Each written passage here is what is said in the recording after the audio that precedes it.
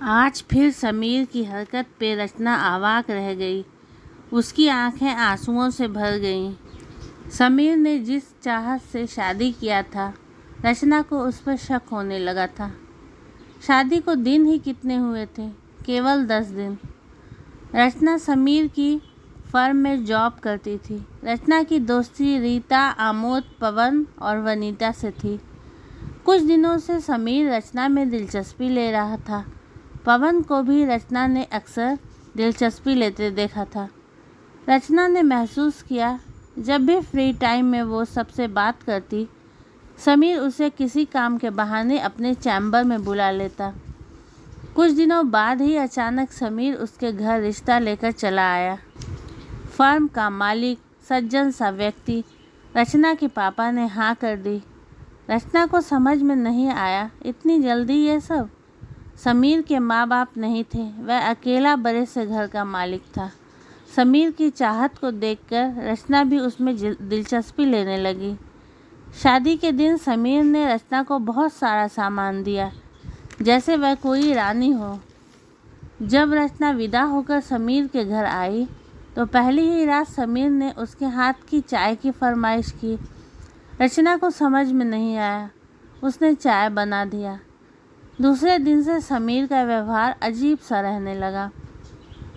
शाम की चाय रचना ने दी तो समीर ने उसे रचना के हाथ पर गिरा दिया। रचना को तो ऐसा ही लगा था। फिर उसने सॉरी कर लिया और रचना के हाथ पर दवाई का लेप लगा दिया। एक दिन समीर ने ऑनलाइन कुछ सामान मंगवाया। डिलीवरी बॉय सामान लेकर आया। डोरबेल की आवाज़ पर रचना ने दरवाज़ा खोल दिया। पीछे से समीर भी आ गया।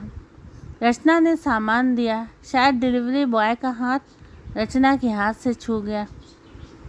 दरवाज़ा बंद करते ही समीर ने उसके हाथ पर गर्म पानी डाल दिया। रचना ज़ोर से चिल्लाई। समीर का पागलपन उसके सामने आने लगा। बाद में समीर उससे माफ़ी मांगता, कहता तुम मुझे छोड़कर तो नहीं जाओगी। समीर ने उसका मायके जाना भी बंद कर दिया। रचना को अपना जीवन खतरे में नज़र आने लगा। उसे समझ में नहीं आ रहा था, आखिर ऐसा क्यों है। एक दिन ऐसी घटना घटी कि रचना चुपके से भागकर अपनी मौसी के घर चली आई। समीर पता लगाते लगाते वहाँ भी पहुँच गया। उस समय रचना वॉशरूम में थी। मौसी को उसने धमकी दी। मौसी ने कहा, रचना तो यहाँ से चली गई है। समीर वापस लौट गया। रचना बहुत परेशान थी। उसे मजबूरन भागना पड़ा, क्योंकि समीर रचना की प्रेगनेंसी का सुनकर उसका अबॉर्शन करवाना चाहता था। एक दिन अचानक रचना के पास एक कॉल आई। रचना ने कॉल पिक किया तो उधर से किसी ने कहा, बेटा मैं रामू काका हूँ, समीर का एक्सीडेंट हो गया है। रचना ने कहा, मुझे समीर से मतलब नहीं, वह एक पागल इंसान है। तब रामू काका ने जो बताया, उससे रचना के मन में समीर के लिए थोड़ा रहम आ गया। रामू काका ने बताया, समीर के पिता उसकी माँ को सताते थे। एक दिन माँ समीर को लेकर घर से जाने लगी तो पिता ने समीर को उसकी माँ से छीन लिया, फिर कभी मिलने नहीं दिया। समीर का व्यवहार इस तरह का हो गया। उसकी माँ थोड़े दिन बाद ही चल बसी। रामू काका ने कहा, बेटा एक बार अस्पताल आ जाओ, समीर की टांगों में बहुत चोट है। रचना अस्पताल चली गई। पता चला समीर अब चल नहीं सकता। उसका इलाज होगा, जाने कब चल पाए।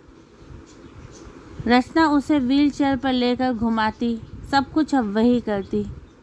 उसने एक प्यारे से बेटे को जन्म दिया था। अपने बेटे के लिए अब वह जीती है। समीर उससे प्यार पाना चाहता है, मगर अब रचना का दिल जैसे मर चुका है। ये कहानी आपको कैसी लगी व्यूअर्स? ऐसी ही और कहानी के लिए मेरे चैनल को सब्सक्राइब कीजिए। मेरी वीडियोस को लाइक शेयर करना मत भूलिएगा। Thanks for watching.